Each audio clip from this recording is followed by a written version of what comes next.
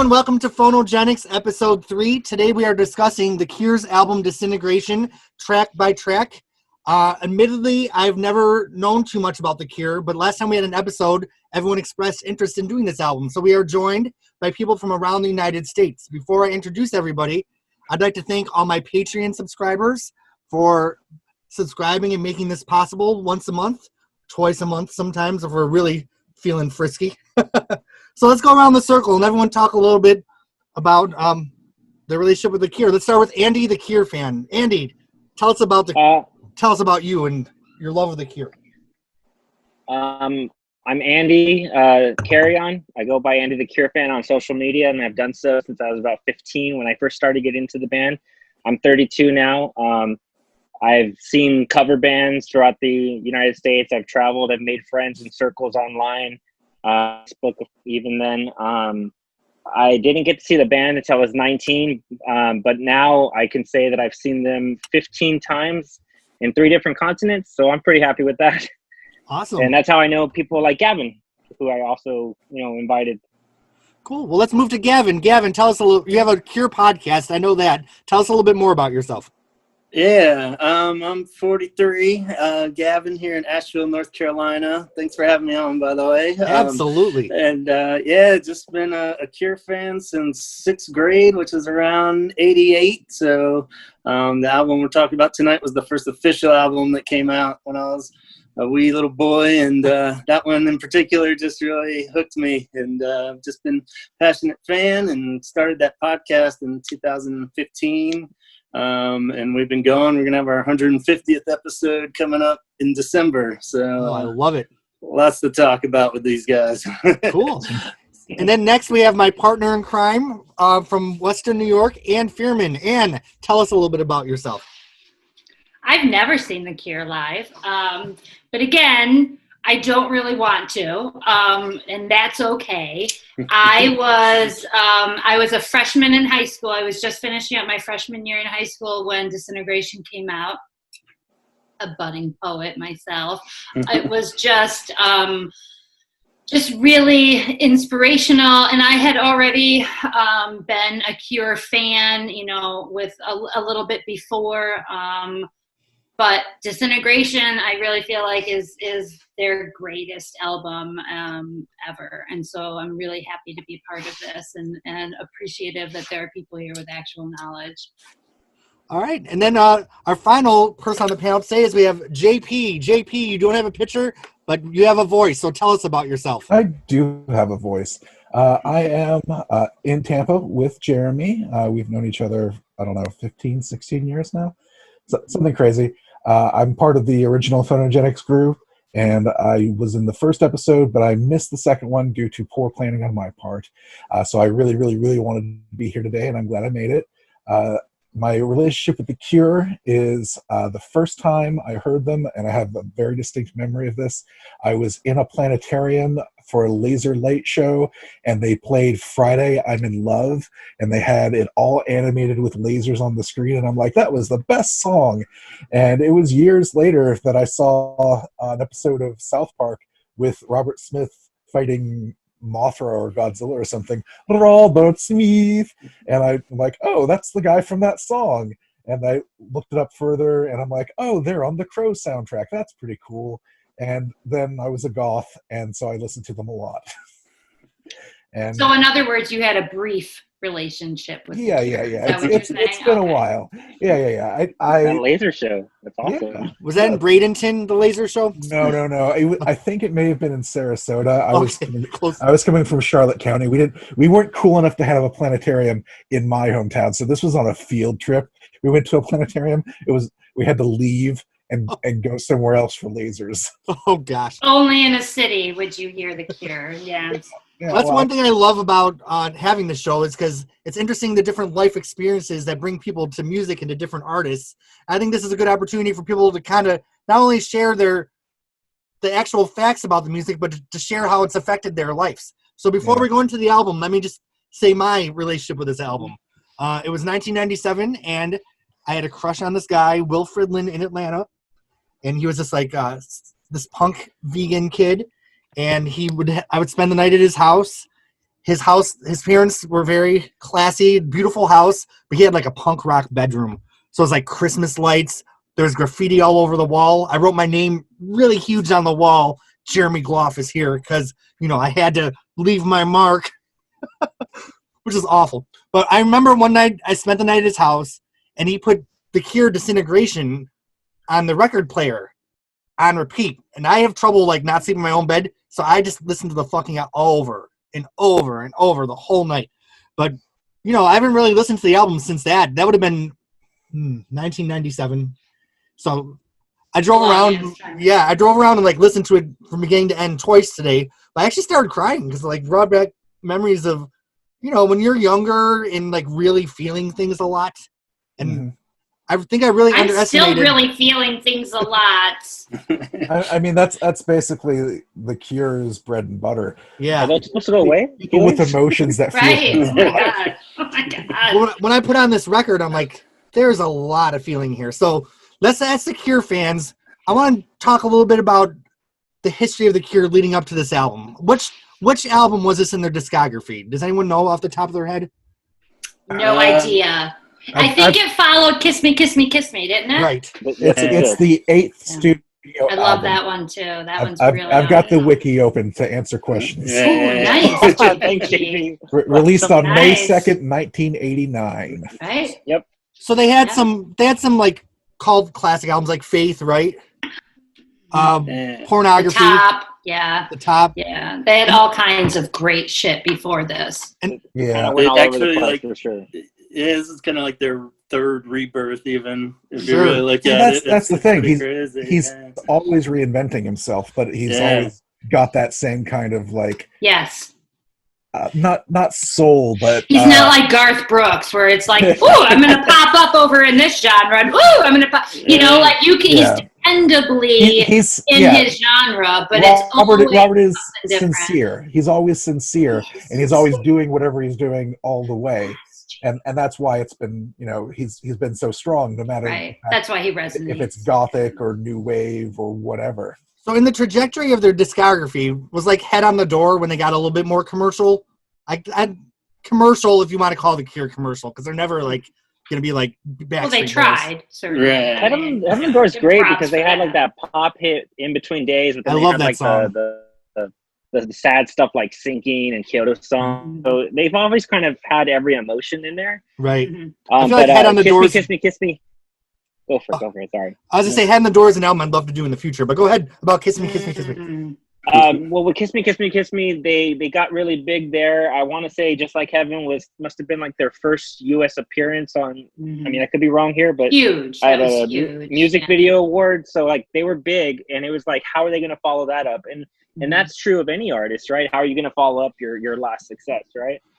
And Just Like Heaven was the Relationship theme of our now. prom, our senior prom, by the way, which I don't know if that's Oh, cool man. or not cool. That's way cooler That's than pretty ours. cool, That's yeah. cool. By like 92, I really had to fight the DJ to play Just Like Heaven. I was like, come Yeah. on. It's like, whatever, man. But Yeah. I graduated in '93. Yeah.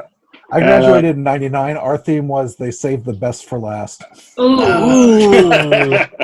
it's terrible. We're all That's like, ooh. unfortunate. Yeah. Oh. I didn't go to my prom, so you know, there's that. All right.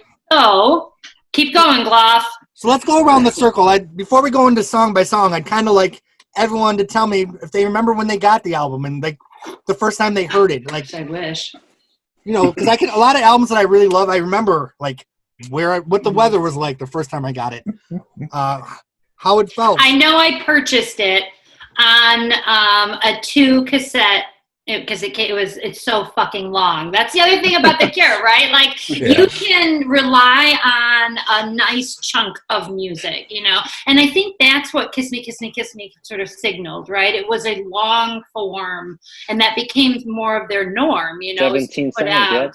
Yep. Right, and they were longer. All of them were, and that to me is like what built to Disintegration, where you had just I mean, it was so well. Okay, we don't need to. I know we're moving towards it, right? But I remember I bought it on cassette because I had this hideous purple boombox, you know, and it was like just that narrow thing, and I just played the fuck out of those in rotation over and over and over, you know, until I sucked all the life out of it that I could. Was your boombox one of the ones where when it finished one side, it would automatically flip itself over, or did you have to pick it up? Yeah. No, I had to pick it up, and it would make this horrible. Right as I'm falling asleep, it would be like bam, right, because it was shut off, and it was old, and so it was loud. It was terrible, but I did that for the Cure. I went through that nightly for the Cure. All right. Does anyone else want to tell a story about yes, thoughts let's on this hear album? others. Sure. To be honest, I'm not sure I even own a copy of this album. Okay. But I've definitely listened to every song on it many times through Pandora and various mixes and things. Oh, I know. I'm so thankful for iTunes, frankly. Yeah. It's so easy, right? Yeah. And then I discovered like all of having this, to you know, having to recut own stuff. albums in this day and age. It's nice just to have digital streaming stuff really coming is. to See, me. I still love the album as like an art form. Yeah. Gavin, tell us about your first time hearing this album. Yeah, like I said, it was the first new album. So like, I'd been a fan about a year going into this. I crammed like all those other 7 and compilation albums and everything in. Mm-hmm. I'd really just been binging on their back catalog. So I was super psyched to go on release day. My mom drove me to the mall and I got the cassette and she went clothes shopping. And I mean, I was probably a little too old to be doing this, but I just kind of sat in the clothes rack and read all the liner notes and the lyrics before hearing the songs. Is there anyone here who hasn't sat inside a clothes rack to hide? I did. The Thompson twins. Andy, do you remember when you got this album?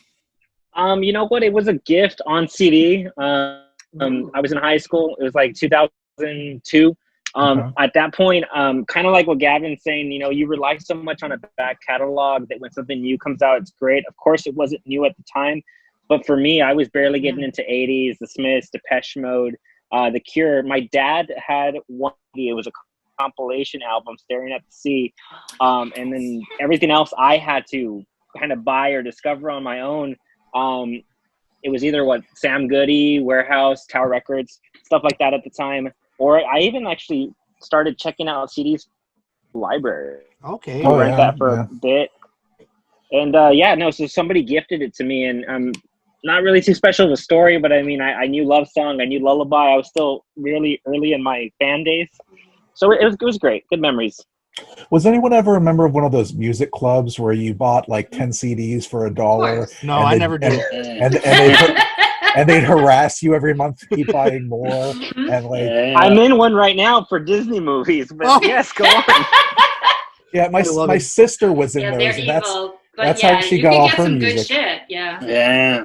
I ended up with stuff I didn't even want. I was like, I'll take MC Hammer. Why not? You know? Right. Because they didn't tell you that the only CDs that were available were the ones on that flyer. Yeah. That was hidden information. Yes! Oh my gosh. So fun. Oh, yeah. Very Soviet Union. Yeah. So they're still trying to get money from me, but you know. I had a friend whose mom picked the phone and were like, "She's dead. Stop bothering us." Did that work? Yeah. They took her off the list. Oh, wow. All right. That's one way to do it. I think now they'd make you prove it. Yeah. Please photocopy and fax the death certificate. Yes. All right. Let's talk more about The Cure. Yep. So growing up in the age when, you know, you bought the album on tape, you bought the CD, the first thing you saw was the cover. And I feel like the album cover really looks like the music sounds on this album. Mm-hmm. And like, I know the artist, I love, like, the album cover is your first experience of this new era, which is so exciting. So picturing you, like, sitting in the clothes rack with this in your hand, looking at that cover, like, did you get a feeling looking at that? And then, you know, you got to hear the music. That's so cool. Yeah, I definitely felt like it was going to be a heavier, darker one coming off the heels of Kiss Me, which kind of really opened up their pop side a lot more too, you know, and so I knew it was going to be a little darker. I remember just amongst friends even, there was a little bit of like, oh, he's on the cover now. They've totally sold out, like, because Robert's face, this was like the first time that he was like really visible on the cover kind of, and I didn't was like, realize don't know, that. I think it looks rad. Yeah. I think that was obviously such a production, like such a, I just lost the word, right? But that wasn't, I can't imagine that was him, His but decision. Yeah. his decision, right? Because he seems like such a little shy buttercup. Yeah, but they wanted him to step up as the frontman and really be in the front. Yes, yeah, which I'm sure really made the rest of the band feel really cool. I think that the thing that I loved about Kiss Me, Kiss Me, Kiss Me, and then Disintegration that made me so happy was that it had the lyrics in it, right? That kind of effort and thoughtfulness to me from an artist is so paramount to how I feel about them, as it's like, don't pretend like you don't want us to know your lyrics. Totally. You want us to know them, And this album has beautiful lyrics. Yeah, it really does. It really does. So let's jump into the track list here. So the opening track is, and I'm going to be calling on you guys a lot because, like I said, I'm not too familiar with The Cure, so I really want to be educated and I want to know how this music makes you feel. So the album opens with Plainsong. Upon first listen, like, it's just a beautiful song. Like those synthesizers, the production, the breaking glass. Oh my god, the wind chimes at the beginning. The time signature changes. So what does everyone think of this song? Tell me about this song. It's very mellow to start off with. I mean, there's not a lot of lyrics to it. It's just it just kind of fades in and doesn't really prepare you for the rest of the album in like knowing where it's going to go. It's like a curtain being opened. Yeah, I love that it's it starts out with very quiet lyrics, like it's mumbly, which is almost a cool throwback to something they wanted to get back more to the faith and darker ones with this one, and it is kind of a nod to like stuff up of 17 seconds, and it's a bit more mumbly. And I always love with any band if you have quiet mumbly vocals and then you read the lyrics and they're actually really awesome. Tons of bands will do it just because the lyrics are kind of crap or whatever, but when you read them, you're like, oh my god, that's what he's saying, it's so good. You're like, it was better than I thought it was. That's a good feeling. And I think it does just kind of wash you into the whole album that way. So, especially live too, it's a great opener when you have the twinkly chimes and then it's like boom, and it comes in. So, I thought it set it up so nicely, though. Like, I agree with JPG that initially you don't know where it's going to go because it really could have gone anywhere. But when you hear it, when you know that that's now the opening to the rest of it, they're so perfect. They're so perfect.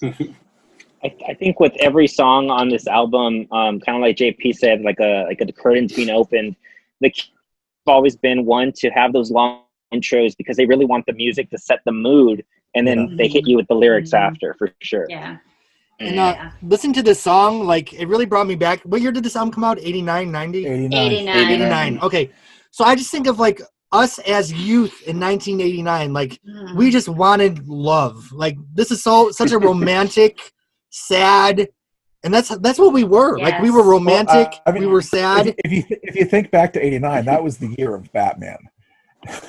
Everybody was Batman, and it was Tim Burton.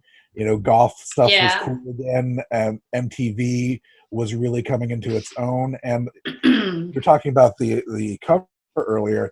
Probably a lot of the reason why he's there is because music videos had brought the band to a different level. Really, they did. To see the person they saw on TV on the album when they pick it up at the store.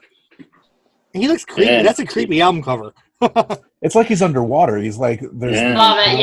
I love it. It's so funereal. The first line of the album, I think it's dark and it looks like rain. You said, like, well, that definitely sets up the album. I loved it. It was so simple. And there's other songs that they did, especially like off of Kiss Me, Kiss Me, Kiss Me, that had that same element, where it's a longer intro and then the lyrics are relatively short, but they're so pretty. And honestly, I think that for somebody that looks like Robert Smith, to have such heartfelt lyrics, right, was profound for me, considering I just want to point this out, and really this only matters to Jeremy, but this is the year I moved to Warren and met everyone in Warren. So like Okay. it was this seminal, you know, and for me, this was the year where I was able to be myself for the first time and move to a place where, you know, the freaks could hang out together and we all looked weird, and you know, it was our introduction to new sexual identities and new, you know, sexual experiences. And I feel like in the late 80s, it was really a coming of age generationally. You know what I mean? You know what I mean? And you know, this is kind of a generalization, so I'm probably gonna get crucified for this account. But like back in the late 80s, if you looked weird, like you were weird. Like you couldn't just go to the mall and like go to Hot Topic. Like it took work. No. It took work. It wasn't fucking Valley Girl, you know, where people were like, "Ooh, you're cool." No, they had a day set aside to beat us up, you know, and we were such a little group that we all hung out together, like the kids who were on skateboard. That's the weird shit. Like, why were skate punks, you know, and the goths all hung out and the punks, because there weren't that many of us. And so I think that although it tended to be very gendered, right, where the goths were ended up being, you know, gay men and females, and then the punks in the group tended to be, you know, sort of the cisgendered straight males kind of thing. Yeah. And I feel like this Cure album was definitely like the soundtrack for a lot of that. In fucking deed. So any other words on Plainsong before we move on? Anybody seen Marie Antoinette? Song was used in that film. Yes. It was with the one from the mid good 2000s. usage. Yeah, 2006. I think, something like Such that. a good soundtrack overall. Yeah. I mean, really great soundtrack for that album. Yeah, like those scenes are probably better than the actual movie. Just like when they use that coming out. They're like videos, right? Just watch them as videos. Yeah. But yeah, that's a great scene where they're coming out. Beautiful. Cool. So the second track, of course, was a big hit. So I knew this song, but it's cool to hear it on the album because I feel like they extended out a lot more on the album version. I'm just like the radio edit. Yeah. Well, it's a 724 song on the album. But what a beautiful song! Like, oh my, like when you take it out of the context of like. Wait, what's the second song? Pictures of You. Yeah. Okay. All right. Yeah, I know. That's a great song. And then I remember I had it and I found it on a CD and it had like all these different versions of it. And that's when I realized, don't go outside of this, Anne. You're never going to be impressed. So I reined it back and then have only gone with studio cuts since then. Sorry. So does anyone have any background or thoughts on Pictures of You? Tell me about this song.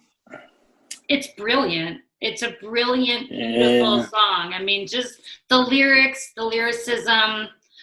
He's clever. He's so fucking clever. It's painful. It's a painful song that, you know, everyone can identify with. Exactly. That's going to that. Relating to it, you know, Pictures of You, he could be talking about someone to himself, but for us, we're listening to it and maybe it's that ex that got away. Maybe it's a friend or a family member that passed away. I mean, there's so many different meanings, which is what this, you know, song is amazing about. Yeah.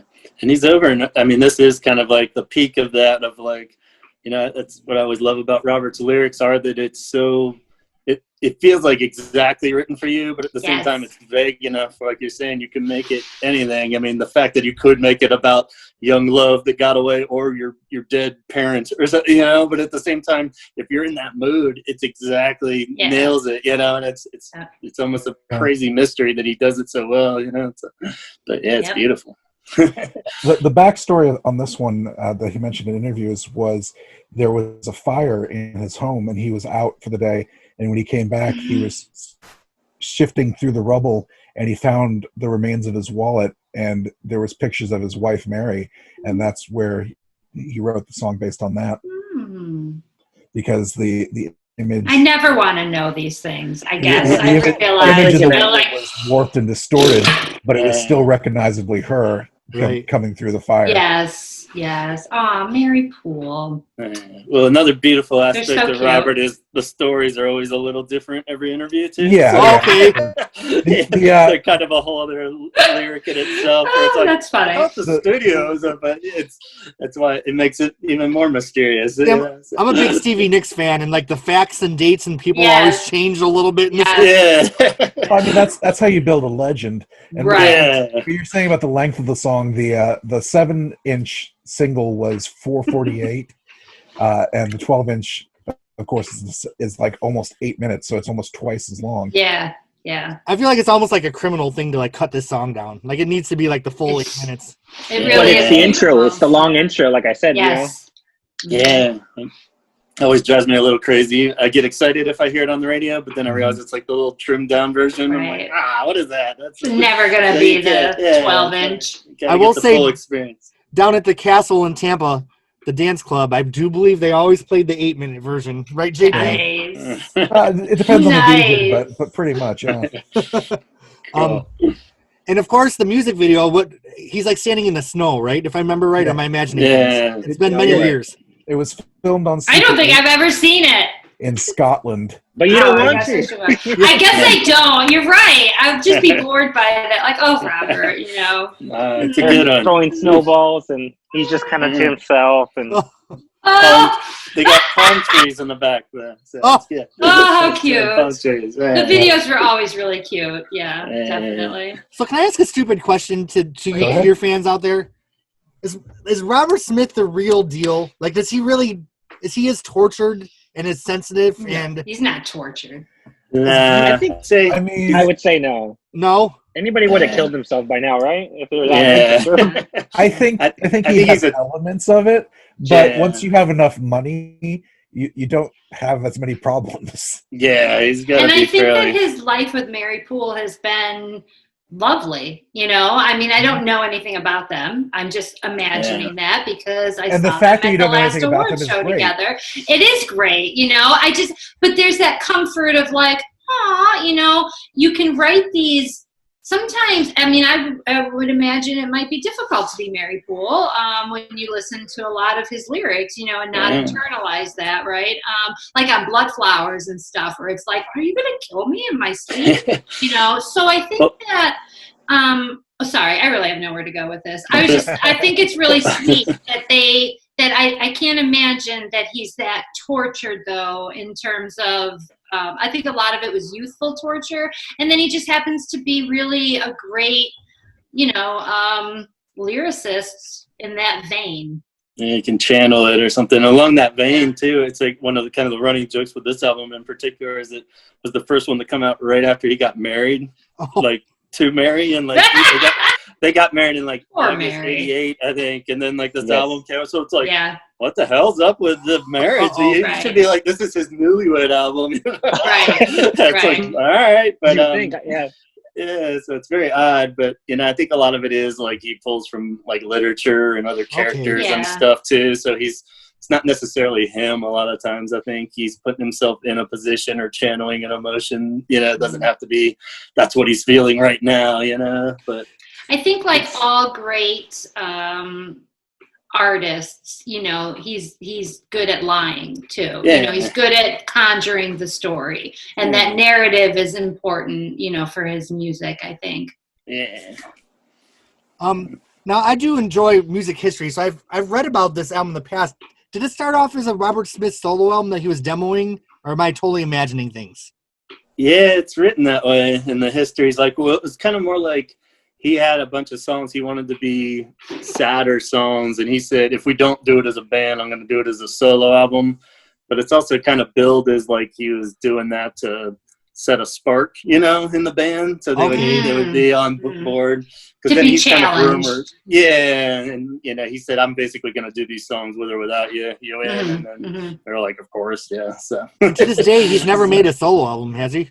no, yeah, I'm sure the material's out there. Whether or not he releases it, that's another thing. Okay. Yeah, All right. lots of rumors.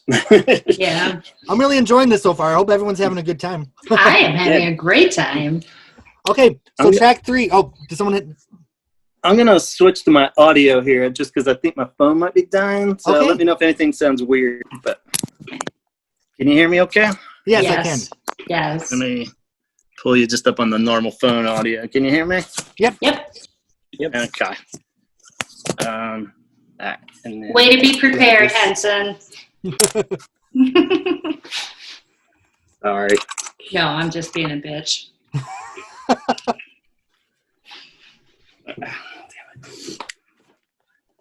All right. So the third song on the album is Close Down. Who wants to start talking about that one? The drums, those drums was Boris Williams, their drummer at the time. I mean, there's a lot of people that say he's the best drummer for The Cure, but I don't know. That's a whole nother But honestly, the song, it's again, you got drums and you got keys and just that whole mood setter. Yeah, and it almost had sort of a dingier sound to it, that darker sound, without it being sort of mumblecore. Right, and that I was realize really people vague. like, but yeah. Shoegaze. But it's I'm nicely running out of vague, time. right? Like you can do stuff with that, you know, in your Right. in your vivid adolescent mind. Yeah. He's running out of time for something, and you know, then he's talking about clothes. I mean, that could be anything to anyone that hears it. Mm-hmm. And there's not many lyrics in the song either, are there? Yeah. Just one verse, right? I think it buttresses pictures of you so nicely. You know, like the opening song is the same idea, right? It has that intro and then not a lot of lyrics, but there's this darkness to it, and then it goes into this really lovely pop but still dark song emotionally, and then into this close down after this poppy song, you know. I mean, it flows so nicely. It's kind of like a wave of positive energy and then negative energy, positive energy and then negative energy. But even the positive energy is negative, you know. Well, it's because it's never that far away from him. Right.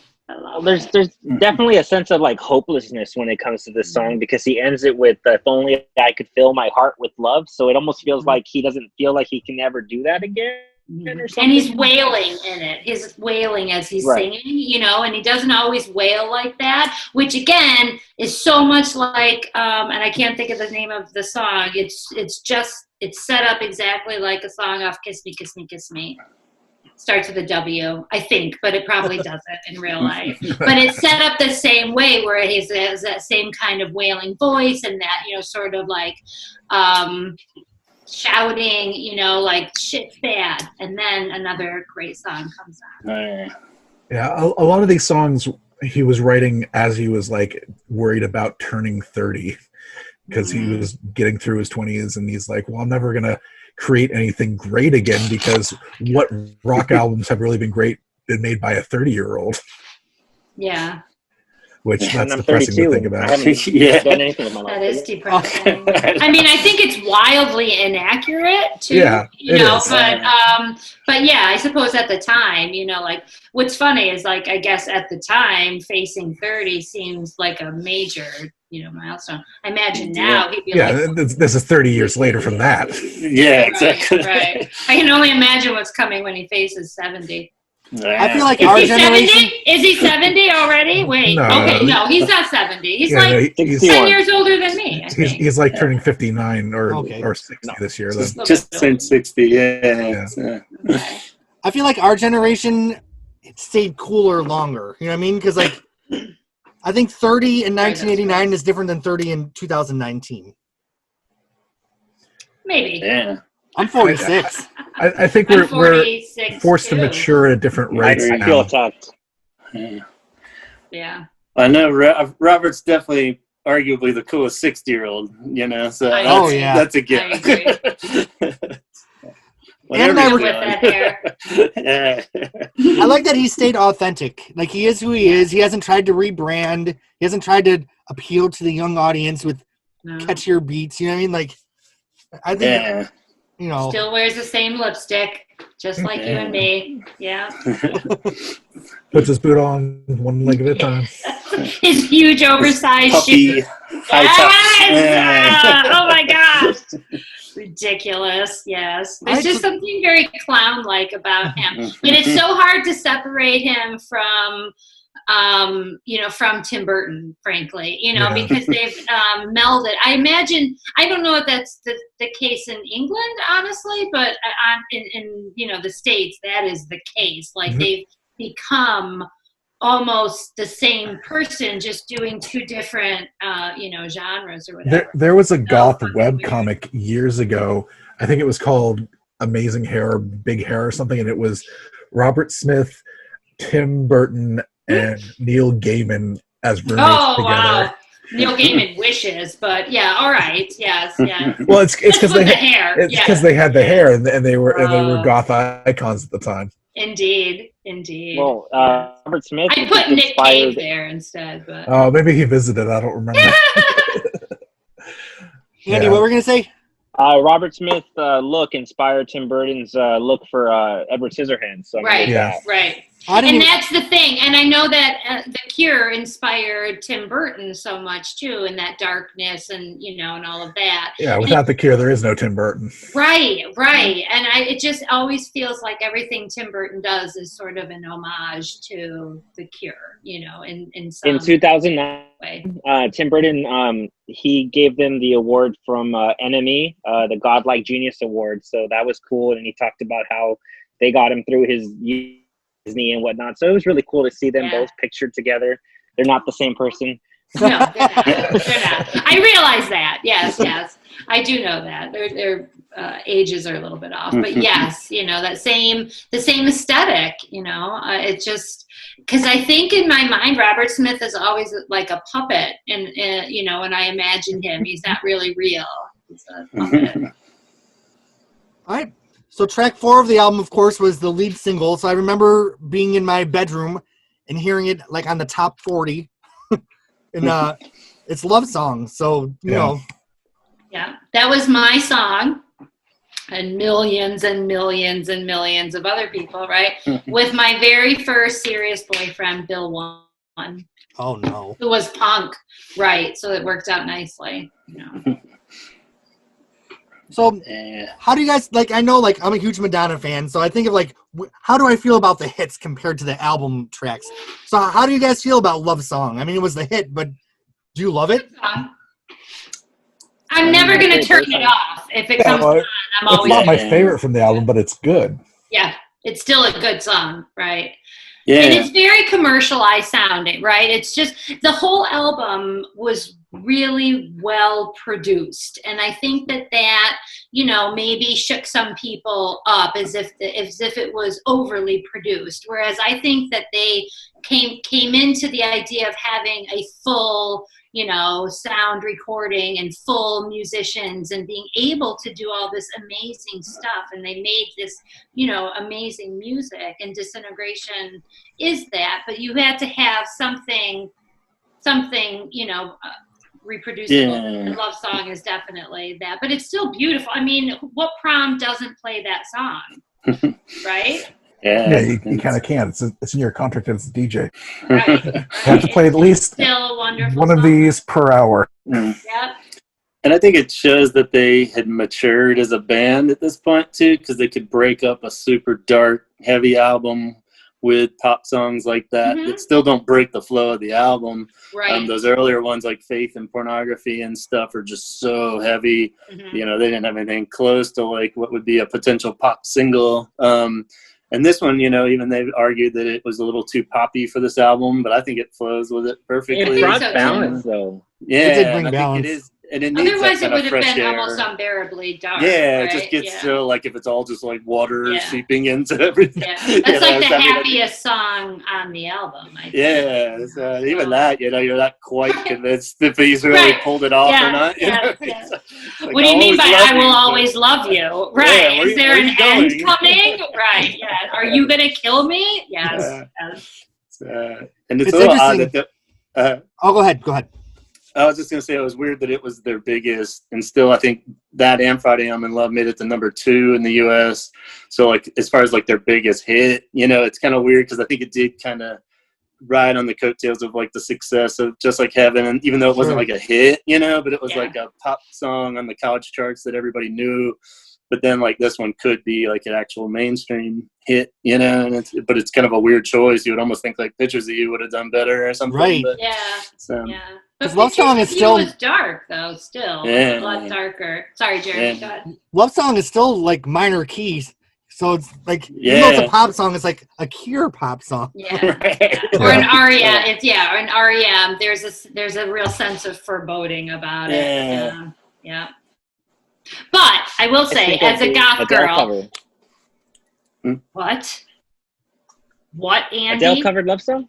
No, She did? I'm not familiar with that. I'm not familiar. Yeah. And I probably won't be. No, I'm just kidding. I mean, I haven't heard it. Is it good? Is it good? It's different. I wouldn't say it's my favorite. I don't like put it on instead of the Cure's version, but I think anytime something like that happens, it spreads it to a wider audience. Right. Mhm. Didn't know about it, does. so I like that. Is it like a poppy version of it, or is it No, like it's stripped down like acoustic guitar. It's nice. Okay, I'm probably not gonna listen to it then. No offense, Adele, skinny Adele. No offense, girl. I forgot what I was gonna say. You were saying as a goth girl. Oh, as a goth distracted. girl, though, you couldn't.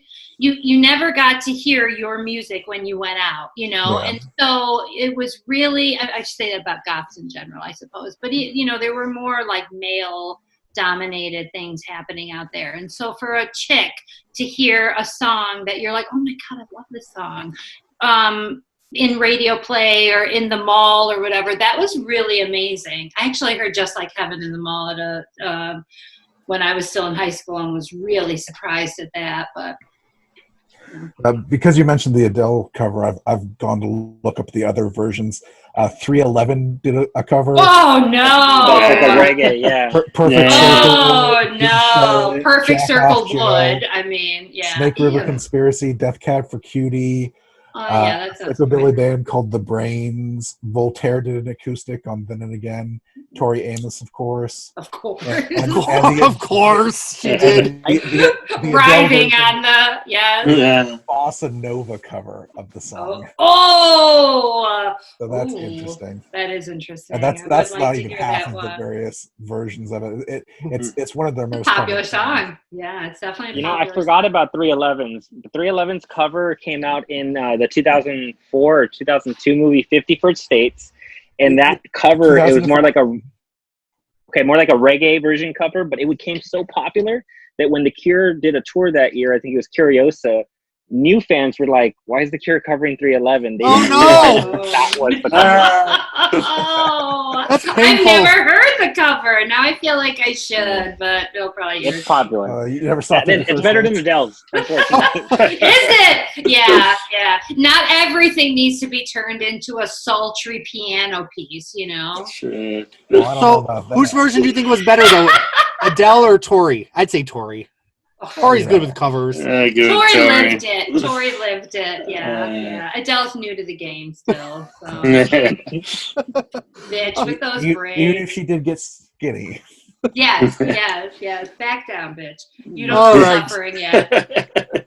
So after Love Song, we have Last Dance. Let's talk about that song. So again, because I don't have any other words, the lyricism is amazing on this. It's such a great story. Like when he tells stories, and I know that, is it not Wish? What's that one that's yellow and it's got the creepy clown on it? What's that album? Wild Mood Swings. What is it? Wild Mood Swings. Yes, Wild Mood Swings. Yeah. So that one has that one's like all narratives, you know, and Yeah. and he's really good at crafting a narrative. I mean, that's why we love Just Like Heaven. It's a whole story from start to finish of a breakup, you know, a relationship all perfectly put together to a pop song.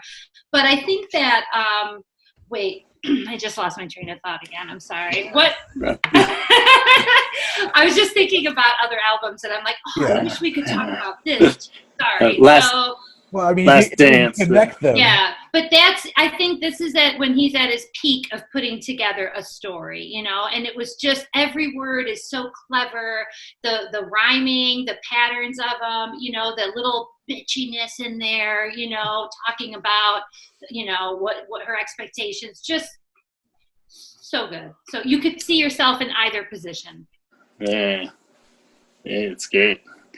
And just the guitar parts too, not to get technical on that, but like it's, you know, he's real big on this bass six stuff. It's like a real, you know, like a bass, but it's a 6-string guitar that he uses on a lot of that. And that part in particular is just these really thick kind of riffs that are really just kind of simple guitar parts, but when they're just layered on, especially on Disintegration, when you like throw like all those cool keyboard parts, like each part could be like its own hook in a song, but there's like 6 of them going in one, and the song in particular always exactly, it's just really flow from one to the other like seamlessly. It's great.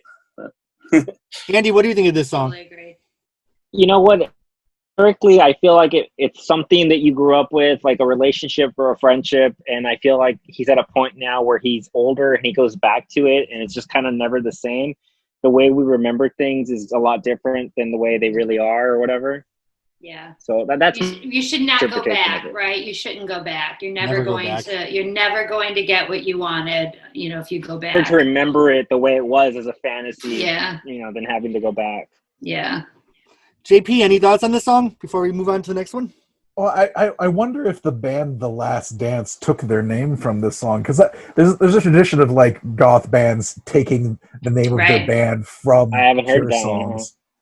Yeah, who are they? What's their style? They're from LA, I believe. I heard them like a dozen times at Dragon Con over the years, and you know their lead singer is one of those like pretty California boys. So I'm just wondering. I'd have to look it up, but yeah, I was just doing an aside. So interesting though. But like, there's a lot of Cure songs that have inspired other bands to have, you know, their names. I believe. What if they named themselves after Donna Summer Last Dance? Though, probably not. Well, you've got that whole LA thing. I mean, that to me would make more sense. Name some bands that have named themselves after Cure songs, please. I'm super interested. There's one in Whittier, California called The Funeral Party. Yes. There's a band called Hot Heat. Oh yeah. Okay. Those are 2 that I know for sure. All right. Okay, so Primary is named after them. Oh, okay. Yeah. We're like, oh. Yes. Are they tribute bands, or is that like a? Is that like they're just their like a own full-on? band. The Get Up Kids are named after the Cure's Suburban Get Up Kids. I'm not familiar with that. Nightmare of You is named after Kyoto's song, which starts off with that lyric. Yeah, love that song. And they're it's the Kyoto song. That's all I'm finding on right now. But that's a lot, though. I feel like there's more. Oh, there has to be. Like you know, probably some bands that didn't become as popular. Exactly. Yes. I think it's harder to do that when the band's still going too. Like I think bands always like to reference like a Joy Division song or something. You know, if there's like a distinct kind of done mark for the band, and so it all. It places it in time. Yeah. And again, you don't want it to turn out like Morrissey. You know? Exactly. You have to change the name of your band. Like, I felt that way about Lou Reed too. Like I was like, God, you turned into a dickhead. And everyone's like, oh man, drugs are hard. Yes. Yeah. Okay. All right. He was always an addict. Right. He was always a dick too. Like the drugs probably made him nicer. Why'd you quit, man? So. What? All right. So the last song on the album, I believe, was Lullaby, correct? Was that the last song on the vinyl? On one side. Before you flipped it over? Yeah. So, is it? Confirmation, please. I got Closed Down, and then I got Fascination Street on the other one. Okay. Yeah, so Lullaby and then Fascination Street. Yeah, because Prayers for Rain's the start of the second. Okay. Okay. So what did everyone think of Lullaby? You know, before I ever saw the album, I thought this song was about Spider-Man. I would have never equated Spider-Man with The Cure, thankfully, at the time. But I love. It was such like a creepy, weird ass thing. And then the video comes out, and you're like, yes, this is exactly as I imagined it would be. Yeah. You know, it was such a like, this is what it looks like when you have a big budget. Yeah. I loved it. I was That excited. was a hell of a video. It was like Haunted Mansion, Disneyland-ish, you know, very So awesome. cool. Yes. And it's like another. Robert looking his creepiest. Yes. It's another epic song on the album. You know what I mean? Yeah. Like, it's epic. Like, And it's fun. It's playful, right? And there's not a Mm-hmm. lot of playful songs on that. You know, they're all pretty fucking intense. But Yeah. that one is a playful song, you know. And the thing about, like, other albums, there's, you know, not every album is sexual. You know, It again, doesn't need to I be. don't think of Robert Smith as sexual. Well, whatever, JG. But I mean that, Well, yeah, you know, yeah. like I just mean that in like for The Cure, you know. But Yeah. this one, to me, was really devoid of sex and like pleasure at all. You know, it was all very much about like broken hearts and things just fucking blowing up, you know, and you're not knowing where you're gonna fucking land and just right. so no, And let's then go to this bed this one- time around. There was no love cats, you know, Mm. no like woo, you know, but this one was a bit of an opportunity to take a breath and be like, oh, thank God, you know, there's a little bit of a reprieve here. But it was that playfulness, and Robert. It's like, Smith oh, we're is getting eaten by wonderful. a spider now. Yes, you know, A little break from. yes, a little fun Yeah. break, you know, from Watch that video again. It doesn't look like a spider. Yeah. Yeah. yeah, yeah. What do you mean? What is playing? So to my hardcore Cure fans here, do you feel like Disintegration or Pornography is the darker album of the two? I always say that Disintegration's more like a average depression. It's relationships, and Sad, emotional. time. Yeah. Pornography is like full on like anger stage. You're in the Youthful really anger. violent. Yeah, like so I mean, they yeah. kind of are two different. You know. So it's like the measures stages of grief. depression. Yeah, and the anger You can stage. see them aging. Freak out and between is them, yeah. definitely pornography, but Okay. yeah, it's Well, Jeremy- a little more adaptable. You should definitely look at the Trilogy live concert DVD that they filmed in Berlin in 2002. It was released and re-released on Blu-ray, and that one has Pornography, Disintegration, and Blood Flowers all in full. It's a hell of a show, and it definitely Okay. sees the progression of moods. You know, Because those three Yeah. albums were like a trilogy, weren't they? Supposed to. correct. What year Oh, did Yeah. Blood really? Flowers? I never knew that. Yeah. What year did Cute, Blood Flowers come out? gentlemen. 2000. 2000. Yeah. Is it as good as the other two in the trilogy? No, Nah, but it holds up, but it's not. it's not as good. It's not as good. It's not as solid all the way through. It has a couple fillers where you're like, all right, you basically said that already. So it's honey. more of but, a. but it has some real strong songs in it. But yeah, I would say that the best one is Disintegration. And again, how, you know, I wouldn't. Why would you tell people that was a trilogy, Robert Smith? Why were you just like, that's a great fucking album? You know, like, don't expect another one, motherfuckers. Yeah. That's how I would feel. Don't set people up, you know. Yeah, So definitely. All right.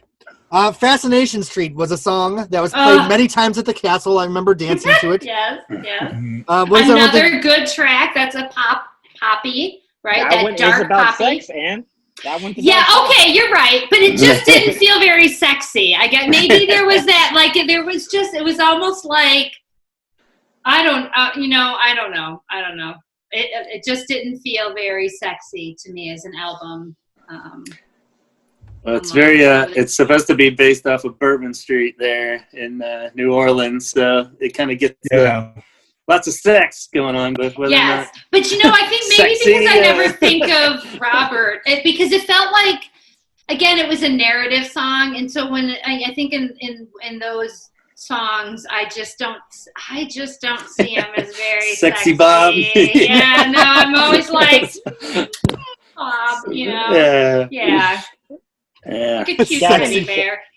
For that I'm song, sure what- women fucking throw themselves at him, but it's also like, would you really though? Like if you saw him on the street, you would Yeah. not. You would not. With a guy with fucking red lipstick on, with crazy hair like that, you would be walking across the street from him. He was just like working at Whole Foods or something. Right? You would be like, I'll bag my own shit, thanks. Yeah, no. Bring your own I bag. just love him though. I mean, he's you know, he seems so gentle, right? But he's Yeah. got such great words, such amazing words, and such beautiful melodies. And I think that's the thing about The Cure that I always loved, is that and especially as they progress, because I know there's a lot of diehard Cure fans who really appreciate the more punk aesthetic they had when they started out, and then through Pornography, and then were felt very much like Disintegration and shit was not their cup of tea at all. But I think that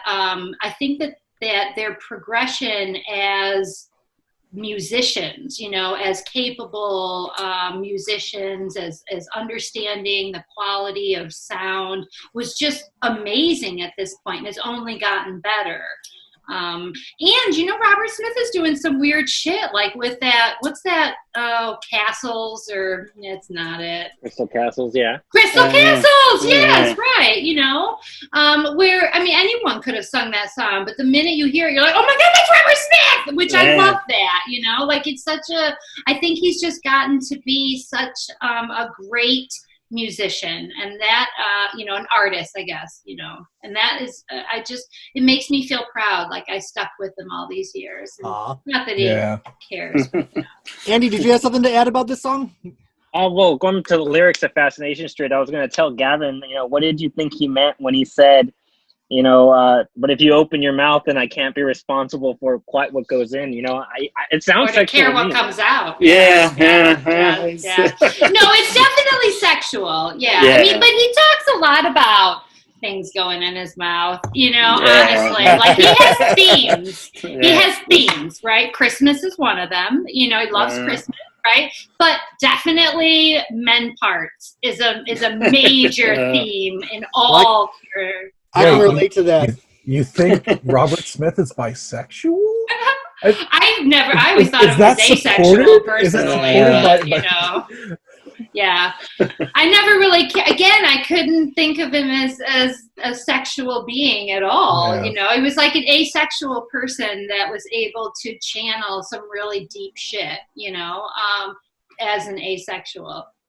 I don't know, maybe I just was having a hard time thinking of him as sexual. I don't know. Oh, that's fine. All right, so track 8 of the album is Prayers for Rain. What did everyone think of that song?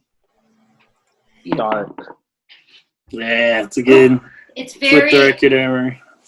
It also sounds a lot like some other stuff, older stuff. I thought it had that sense about it. Yeah, it starts to nod a little more towards Pornography and stuff again, with like that guitar riff in the beginning is just great. And then it's just even the lyrics are a little more, it's starting to get a little more gritty and almost angrier sounding like Pornography from here on. Yeah, so There's no more happy sex. There's no more fascination. Like, ooh, what's going in my mouth? No, no more of that. That song's got to be more, got to be better live, I think, Prayers for Rain. Just hearing him scream. Yeah, it's a great song. So did they do a lot of these songs in concert still? I guess they did the whole album, right? From beginning to end. I like when artists do that. I think it's pretty cool. Yeah, I think that's pretty cool too. I agree. They did that in Sydney this year, or last year, sorry. And they were supposed to have brought it over here, or rumors or whatever, but I was lucky enough to go. It was great. It was, a good time. You went all the way to Sydney? In Australia. Well, what three continents have you seen them on? Obviously America, now Australia. What's your third continent? Europe? I went to London to see them for their 40th anniversary film. Well, yeah, they filmed it. It was like 29 songs. What's great about them is they could really just play for hours. You really get your money's worth. On average, awesome. 2.5 to 3 hours. Yeah. Yeah.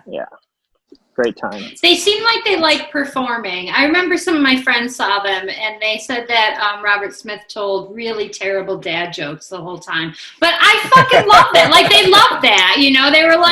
They were like, he just, because there's always this persona, right? Like if it's, right. Sisters of Mercy or whatever, they're not fucking telling jokes. Like there's, Morrissey's not telling jokes, right? It was so dark. Yeah. Sometimes you can't make out what he's saying until you hear it back later. Does he have a thick accent when he talks? Well, he has a mopey voice. Yeah, it's a mumbly. Yeah. He's a mumbler, and then you can't really read his lips because he's got lipstick all over them and like weird places and shit. Oh, he's so fucking weird. He's so cute. How cute. In London, when he came out, it was daytime still. It was in like July in the summer. and Well, the I hope they sun's didn't out, and he scare comes him. out, and he's like this in the sun. It's pretty Yeah. fun. Yeah. Did you guys see that movie with Sean Penn where he's channeling Robert Smith in This it? must No, be the which place I one? know. No. What? No, you need to see it. No, No, I I know. know the name of it.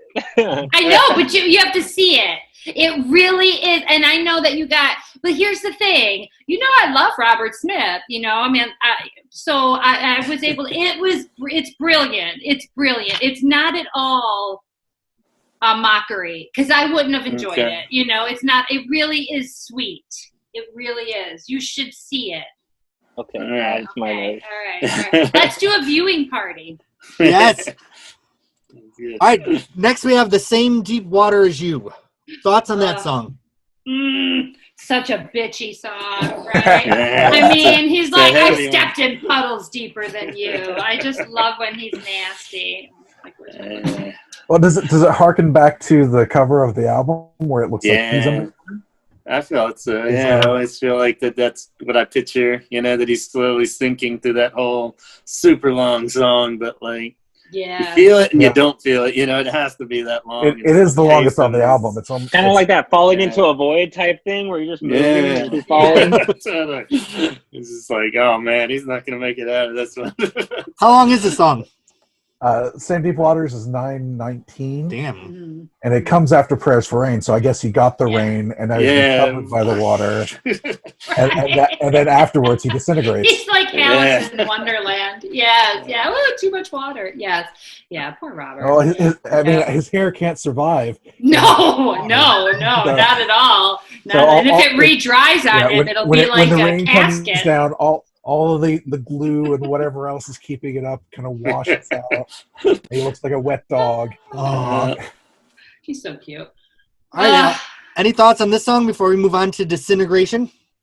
I just want to say that I did not do LSD until later in high school. And so when I first was listening to this album, I didn't associate it very much with, you know, hallucinogens. But as I've grown over the years and listened to it and have different experiences, those songs are really amazing when you're under the influence of, you know, hallucinogenics.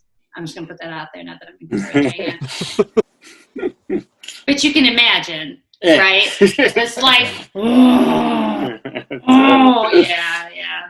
Apparently, he may or may not have dabbled in that in this era. Yeah. I feel like he and Mary were like, we're gonna get a sheet this weekend. Yes. Yeah. You mentioned that he did all those dad jokes, which is funny because he doesn't have any kids. Apparently, he has 25 nieces and nephews from him. And I guess he's very nice to them, right? Like that's, you know. But I imagine that Imagine he was your uncle. Oh my God, I would love him forever and ever. Uncle Robert's coming to Christmas this year. But what is it about Brits that they have so many characters like that, right? Like Robert Smith, again, to me, Robert Smith is very much also like, you know, Tim Burton, but and then his, you know, or ex-wife, I guess, you know, who's basically the female version of Robert Smith. You know, like there's so many people, I think, in England that have that gloomy weirdness about them, right? That it's been accepted. And it probably because of Victorian mourning culture and things like that, right? Yeah, that it's obsession with, yes. And the obsession with death, indeed. I mean, you have the memento moris. You had so little to look forward to. Oh, yeah, because everything's been done. All the buildings are hundreds of years old. You can't build anything new. You can only have a good death. Yes. Yeah. I do have to say in all my travels, though, I've never heard anything but nice things about Robert Smith. You know what I mean? Like how he treats his fans. Like I've never heard anything bad about Robert Smith. Yeah, even when the Cure broke up at various points, they never blamed him. It was everyone. Oh, I thought that Tor Olsen guy or whatever, he I think he blamed Robert pretty. Well, yeah, but everyone else. Lowell. Yeah. What was his name? Lowell? Well, I'm sorry. I can never remember his name. Yes. That was ugly. He came back around. That was ugly. Right. He still came back because what else was he going to do? Yeah. You know, like that was his, you know, come on, man. And that's the thing. Like, there's that little part where you're like, I bet he's kind of a dick to work with, you know. If like perfectionist type thing. Right. Like Right. And again, I think that I understand that. Right. You do have to be. But also, I imagine there are people who are like, you don't really have to be like that, right? You don't really have to be that much of a dick, you know? I think you kind of like being a dick, right? So you could join another band. Okay. Right. This might be why I've never been invited anywhere. All right, so what do you guys think of the song Disintegration? It's that thing where they say the title of the movie in the movie. And you're like, ooh, I get it. I don't even think they say disintegration in Disintegration. They don't. But it's the title of the song, though. So it's refocusing the album into that song. Yeah. This one's probably grown on me the most. Let's hear some lyrics because I can't remember it off the top of my head. So who's got the lyrics there? I got them. There's a whole bunch. Oh, I missed the kiss. Start us off. Oh yes, the kiss of treachery. The shameless kiss of. Yeah. Okay. Yeah. You know, I really only like artists I can sing along to. That's really what it comes down to, you know. And Robert, he doesn't have like this fantastic voice, you know, so there's no threat there. You know, you're not trying to compete with him. You can feel his lyrics and like sing with him, kind of a thing. It's just I mean that's part of the thing. He never wanted to be the singer. He just wanted to be the keyboardist songwriter, but he hated everybody else singing his songs. Yeah. I think he's probably pretty happy with the choices he's made. And I feel like, you know, I love that he has such a unique voice. It's so like if you hear Robert Smith, it's Robert Smith, and no one can sing his songs the way he can. No. You know what I mean? So I can't imagine anyone else singing these songs. Because then it kind of sounds like whining from other people sometimes too, you know. I mean, that's kind of the same thing that Bowie did. He just wanted to be a songwriter, and then he had to sing the songs too, because he couldn't get anything the way he wanted them. Bowie had like a traditionally nice voice, though, right? Like he can carry a tune, you know. Whereas Robert doesn't have, you know, he doesn't have a traditionally nice voice. I think it's gotten more refined, you know. Who's someone that you guys are? Who would you put in the same category as Robert Smith as having like a really unique voice? Maybe like Stevie Nicks. Like she's not the best singer, maybe. but No, I would hear her. Voice. Yeah, Tom Waits. I'd say Nick Cave. Marianne Faithfull. Yeah, Nick Cave. The guy from you. The guy from he's got a good voice. He's got he's got a very boring voice, and maybe only made so because I find him very boring too. But you know, but he does have a nice voice. I agree. I used to love Radiohead. No, that's not true. I liked a couple of their songs. Actually, I just realized. Why would I say that?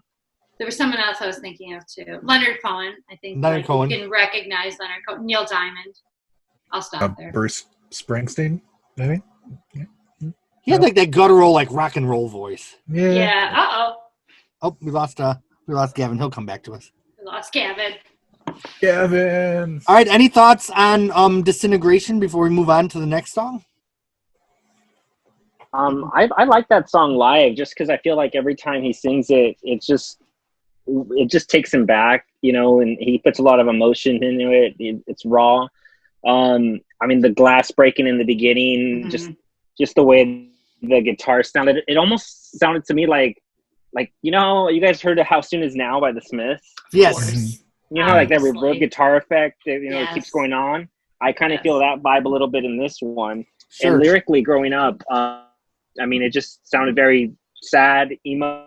I mean, I was listening to emo music in high school, so that was a big thing. But I gotta say that the Cure's music, the Cure's music growing up and then now have really hit me differently because, like in this one, he's singing about never said he would stay till the end. Yes. He's leaving with babies and everything. I actually went through a separation with my wife about 3 years ago, and we had a daughter. So hearing that song now versus when I was 15 hit me totally differently. But I think that's what happens when you hear music. Oh, yes. Yeah. That's what I love about The Cure is that, and there's, certainly other bands that are like this too, but they've faithfully been able to, they age so well, right? Like the music ages, I feel like way about REM too, like just aged so nicely. I can listen to any album, almost any album, and be like, oh, I still feel this, or I feel this differently now, right? Or it's taken on this new meaning now that I'm older and have these other experiences. Exactly. Like even like pictures of you, the memory of like laying in my friend's bed, laying next to him and hearing that song over and over, and then listening to it again in 2020 after he passed away, and hearing that song and thinking back to that memory, like it's like Joni Mitchell's Both Sides now. Like you're looking at it from both sides now. Yeah. Yeah. And it's a beautiful thing. And now all you have is pictures of him. Yeah. Unfortunately. Right. So, all right. Thoughts on Homesick? Oh, beautiful. I get, but very different, in that sort of that whatever that like accordion, whatever that is that's playing there, right? It is much. It's an ending. You can tell that, the album is ending, but there's other things ending too. It's very descriptive. Gavin's messaging me. Hang on. Okay. Oh, he's trying to get back in. So he says, are we still in? I mean, come on, the way we were talking yet. Yes, come back, Gavin. Yes, we will wait. We will wait for Gavin. Yes, we will wait. Because he might want to talk about Homesick. The Homesick, right? And I feel like I didn't ask him his final thoughts on Disintegration either. Oh, right. I really appreciate you all taking the time to educate me on this album. I hope everyone's having a good time. Me too. This has been so awesome. I love hearing about this stuff. I just don't want to make the effort myself. That's what it comes down to. I like to organize things, so I'll be the organizer. Yeah. I'll definitely try to watch a few episodes, on future album reviews that I might not know a darn thing about. So yeah, this is great. But even jump in. You can, jump in even if you don't say anything. You know what I mean? Like you're welcome to just hang out and listen. Yes. That's what I like to do sometimes too. Yeah. Now I know about. Oh, I'm sorry, JPG. I try to pull up the album on YouTube while we're doing this, and I skip around to the different songs so that I have something else to say if I hear something that it seems to be on topic, and it also gives me a nice little soundtrack to the voices of people talking. Indeed. How is that not coming through on your? Oh, because I'm wearing a headset. I'm wearing a headset too. Here he where comes. else are you listening to the music? I've just got a different tab open. Oh, so it doesn't come through Zoom. Oh, I see. Yeah. Okay. Right. Welcome back, Gavin. We missed you. And you're sideways for some reason. Yes, you are. You're sideways and muted. Better sideways than no ways, though. I can't hear you though. Is this what your podcast is like? It sounds too stressful to me for me to watch now. I was like, I hate podcasts because I just can't focus on them. But I'm like, I'll watch a Cure podcast. But no, not if this is what it's like.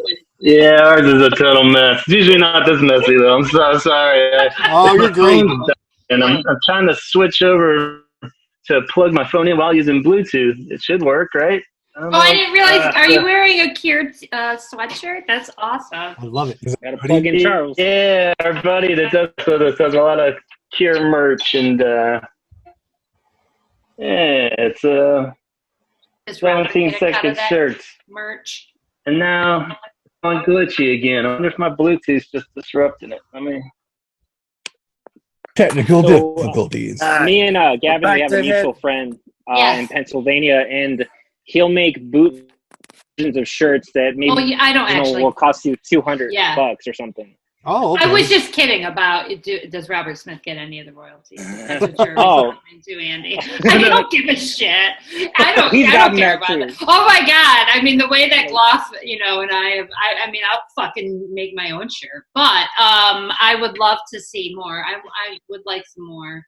Like this, he didn't make this one, but this is a bootleg one too. That's Oh, I beautiful. love it. That is beautiful. That's beautiful. But I'm not spending $200 on a T-shirt. Shit, boy. Holy, not you, $8. but your PA. Oh, that Are was you are you really a fan of a band if you don't have something bootleg? You don't have something bootleg. Yeah, I've heard that. I dated a Grateful Dead.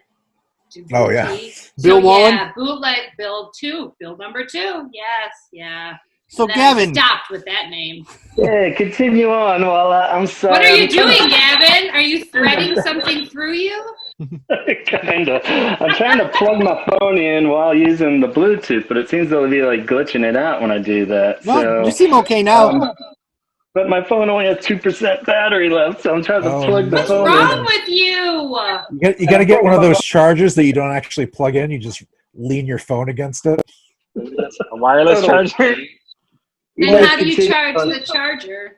It's like a pad that you put the phone on. Yeah. And it lays there and it charges through. I don't know, Right. You don't have to plug electromagnetic it in. fields or something. Yes, I understand what you're saying. Yes. Yeah, and that way you don't have to worry about the wire fraying. Right. That always happens to me with iPhones. Oh, me too. They're like designed to disintegrate in 3 months. I think they really are, though. Yeah. But I've gotten them from every different kind of possible place, and they've all shit the bed after like a couple of weeks. They just fray out, and you electrocute yourself trying to charge. Yeah, I have a beautiful one right now. Look at this one. Oh, I got it, guys. Okay. hey! So Gavin, that was hard. We had to talk about chargers. Come on, Henson. All right, Gavin. Get it together. Lawful wants to know what your final thoughts on Disintegration are. yeah, Epic as hell. I love this song. It's grown on me the most of any on this album over the years. So I thought it was maybe a little too long and a little too aggressive again, but now it's the one that's like, this is where shit's really going down. okay. It's angry. Yeah, because of that trifecta of like, you have Prayers for Rain in the same deep water as you, and then there's like that gasp of air, and it comes out with this. It should have been the closer, arguably, but Okay. Ooh, we'll come back to that. Well, I mean, we're talking about. they kind of need a. Well, is there a reason why you don't feel like Homesick and Untitled should be on the album? Maybe not homesick, but. Or do you think Untitled they is just such a shouldn't good be where they song. are? Yeah, I don't know. That's why I'm torn, because I love Untitled. It's like the perfect closer, but we'll get to that, I guess. But it is such a good closer because it's so like badass. That bass line just like, drives the whole song. Yeah. You know? So what about Homesick? I like it, but it's probably the one that's the most expendable to me. But it's pretty. You know, it's got a really nice piano part. What do you think, Andy? We liked it. Well, I wanted to note that Last Dance and Homesick were bonus tracks because they were not included on the original vinyl issue of the album. Okay. So they're only on the Last CD? Dance. Wikipedia. That's very interesting because Last Dance feels like it had to have been on the album, right? Like it feels like it wouldn't have been the album without Last Dance. So So that's it just very went interesting. love song to lullaby originally? Well, I think when talking about vinyl, right, when it came to cassettes, what do those hold, like 90 minutes, right? And Right. CDs went back to 80 or 74. So just time constraint. I don't have an original pressing of Disintegration. Yeah. I remember think that. They're all great there. I remember when Yeah. things started switching to CD. You got to get, some songs that were on the CD and not on the album. Madonna's "You Can Dance" had a different track list on the vinyl, cassette, and CD. Just so you all know. The feisty bitch. That's what they get you to buy all formats, guys. I know. Exactly. I won't fall for that. It's like I'll just go with that. Skyrim. Yes. Yeah, that's tricky. And now it's the Target edition. Like now you got to get the Target edition of everything. What's that? Target, Best Buy, and red, white, and black vinyl. I've done it all, guys. Oh my gosh. Well, That's with okay. With the special I cover feel that edition. way about shoes and sweater clips, so I got you. I understand. Target's like the one place that still sells CDs. So a lot of CDs only come out at Target now. Speaking of Stevie Nicks, Wow. the new live album was a Target Crazy. exclusive. Ooh, good for her. Good Yeah. for that witch. So all right, I guess we're off to the final track, Untitled. Talk about Untitled, everybody. I love it. I'm going to contradict myself in true Robert Smith fashion. Perfect closing. It was like the calm, like after the storm, after the rain settled. Now it's like you see a little bit of sunlight. Yeah. And just the way it's staggered. Yeah. Go ahead. I think I think it needed to be softer, to end it, to have a softness to it, so that it wasn't. It's like a cycle. So dreary and angry, But at the same time, it's almost like his anger is spent. Not that he's not still feeling, bereft, right? But that I think he's just spent, and I'm not sure that that's the same thing as uplifting for me, at least. No, it's definitely a mode of it. A mode of it. You're right. You're right. That sort of finality of it. Like, all right, what are you going to do? And again, some of the best lyrics on the album, I think, that song. All right, let's hear them. Dude. It just never quite said what I wanted to say to you. Yes. That, just like perfect, And even like this is something maybe I'm reaching too far on, but the idea of the concept of disintegrating, the whole album's just disintegrating so much that's why it's called Untitled, is because it doesn't even have a name, it's like fading out so much. Oh yeah, like you're imagining the album like falling apart and then the title drops off, and it's just... I imagine him like Jack Skellington after he's been shot off of and he's laying there. Right, on top of the chimney. Yes, on top of there, and then he sort of picks himself up, and he's like, I did a good job as well as I could. Good job on this album. Yes. I like to again. I am the Pumpkin King. Yes. But I can't believe. I'm sure he said that multiple times in his career. Oh yeah. Well, let's go around the circle and everyone give their final thought on Disintegration. Let's start with Andy. Andy, the Cure fan. Definitely a great album. Perfect sense of balance, where we're going on this journey where he kind of just talks about being sad and feeling so many different emotions, but doing it big enough in the sense that we all can relate to it, but keeping a balance so that it's not all somber throughout. We got songs like Love Song, and then towards the end we've got kind of like Coming Out of the Rain. We got Homesick and Untitled, so we can see that there is, we don't have to always be going through something, that there is, an end to it to a certain extent. So no, I loved it. And at 30 years old, sometimes I listen to it now and I'm like, how the hell did he make this at 30? It just seems like much more mature and wiser. All right, Ann Fearman, thoughts on Disintegration?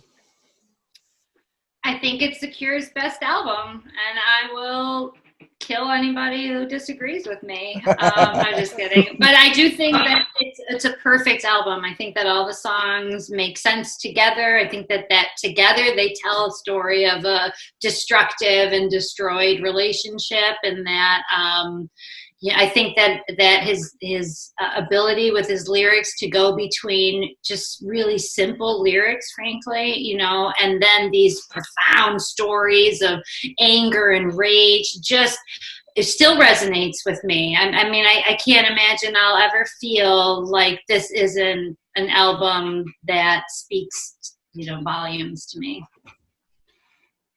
All right, Gavin, thoughts on Disintegration?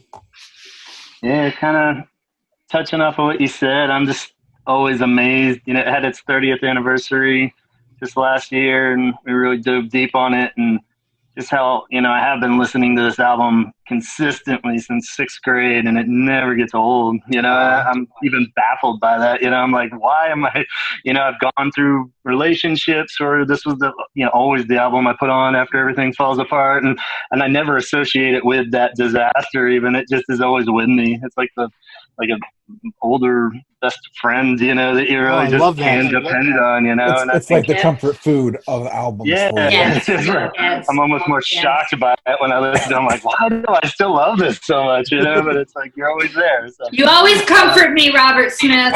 Yes. Yeah, it really pulls through. And so I agree. It might not be everybody's favorite Cure album, but I definitely think it's their best, and it's my favorite. So it's kind of the go-to answer, but it's perfect. There's no wasted note on the whole thing, too. It's not I like agree. it has like JP, thoughts on Disintegration?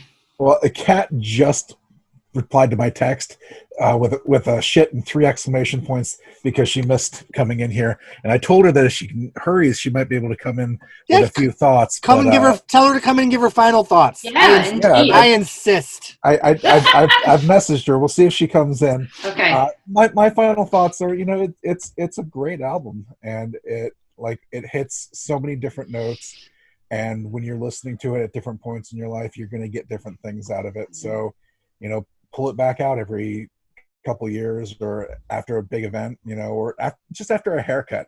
You know, you your haircut, you change the color, you come home, you put it on, and you just kind of see how it hits then. You know, see where it lays with you and what makes you think of. And, you know, it's like coming home to an old friend and getting their opinion, you know. And speaking of different times of our life, I'd hate to leave this session without Ann Fearman sharing her poetry. Oh my God, no. She read us a little It sample. felt like it would fit really well. Read us But a little now I'm like, sample. oh my God, come A little on. sample So from when fucking you were. bad, but from I will. This is the journal. Isn't Okay. it? Because we're waiting for Kat to join us. She's gonna give us a couple thoughts. Right. So there's Tell her the we're date waiting for her, JP. that it began she didn't in reply to my December of reply, so I don't know. 1989. Give her another 5 minutes. Okay. So within like six months after this album came out. So Okay. I was super deep as a 13-year-old, obviously, right?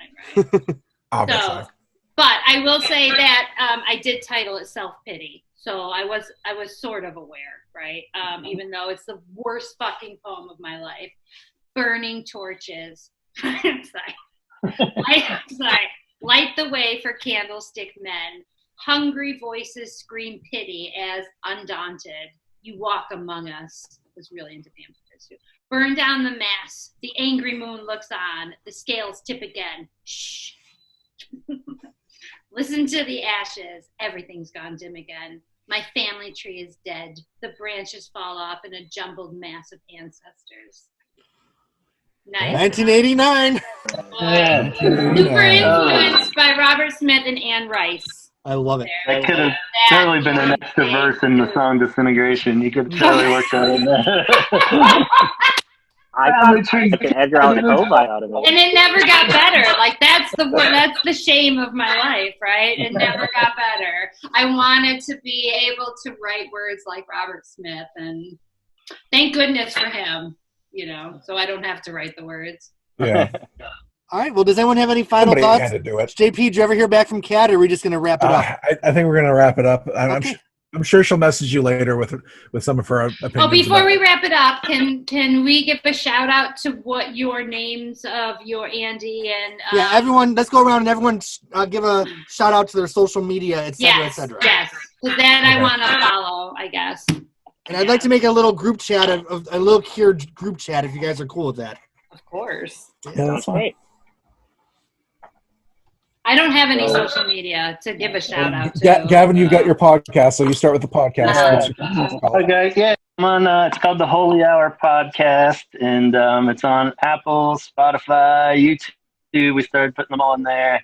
They're just the audio clips. Luckily for everyone, no visual.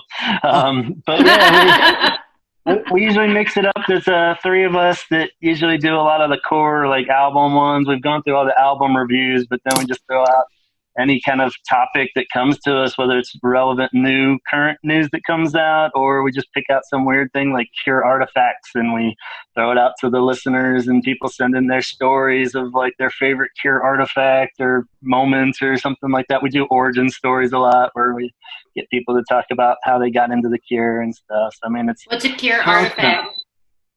Mine? What is I a have Cure artifact? Like they got a anything from, shirt like, or something? yeah, your first Okay. T-shirt or like record Got it. pressings That and is stuff cute. like that. If It could be anything. if a drumstick got thrown at you at a concert, that Sure. kind of thing. Right. Yeah. Right. The cool Robert thing about sweated that on one is you. like whether it was something of value or just like something like an ex gave them their old high tops and it reminded them of Robert Smith or something like that, you know. And it was Aw. so it doesn't Oh, even these have are to be freaks. something Okay. that, oh yeah. I get I think we already established that everyone who's listening to Sorry. this Sorry. album is Yes. I got it. I got you can check out any of those podcasts. We're also on Instagram at the Holy Hour Podcast, and there's a Facebook page and stuff. And yeah, through all that, you should be able to track us down. Cool. Andy, do you have some social media? Yeah, on Instagram and Facebook, I'm there. Cure fan. I'd like to do a shout out. I personally don't have a project or anything like that, but I have a friend in New York, Brooklyn, Arusha Baker. She's doing a Cure fan documentary. She's been filming for at least 20 years, and she's just been trying to condense that footage to eventually put something out where it really showcases the fans. Did something recently called Spirits in the Forest, where they kind of showcase the bands and the fans and what it means to them. So, you know, I want to push her project. It's called Push, a Cure fan documentary. I've got friends in a Cure cover band in Los Angeles called The Curse. They're great. Obviously, COVID's kind of put a stop to going out and, you know, socializing in that regard. But, hey, we're still here talking about music and, you know, making new connections and friendships. So thank you. Yeah, if any of your friends, if you guys ever want to do another Cure album, I'm open to listening and inviting any of your friends if she wants to talk about the documentary. I'd love to have anybody. And I'm Jeremy Gloff on social media. Please like my YouTube page, Phonogenics 101. I'll be uploading this episode tonight. And if anyone wants to subscribe to my Patreon, even at $1 a month at patreon.com/Jeremy Gloff, you'll support this in my once a month Vopin virtual open mic.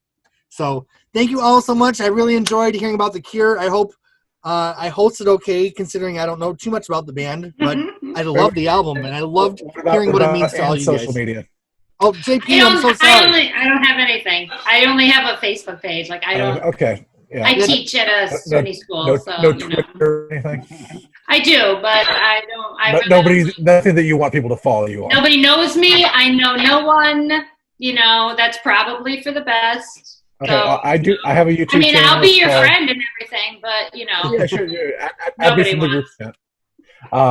I've got a live journal. Yeah, let's not promote that. I've got a YouTube channel, Lies, Horrible Lies, where I've been updating some stuff, and I've been thinking about doing some parcel tongue ASMR. So we'll see if that happens. Maybe I'll read some poetry with a mask on. Ooh. Cool.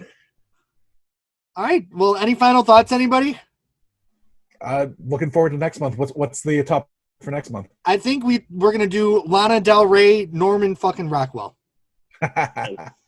So Indeed.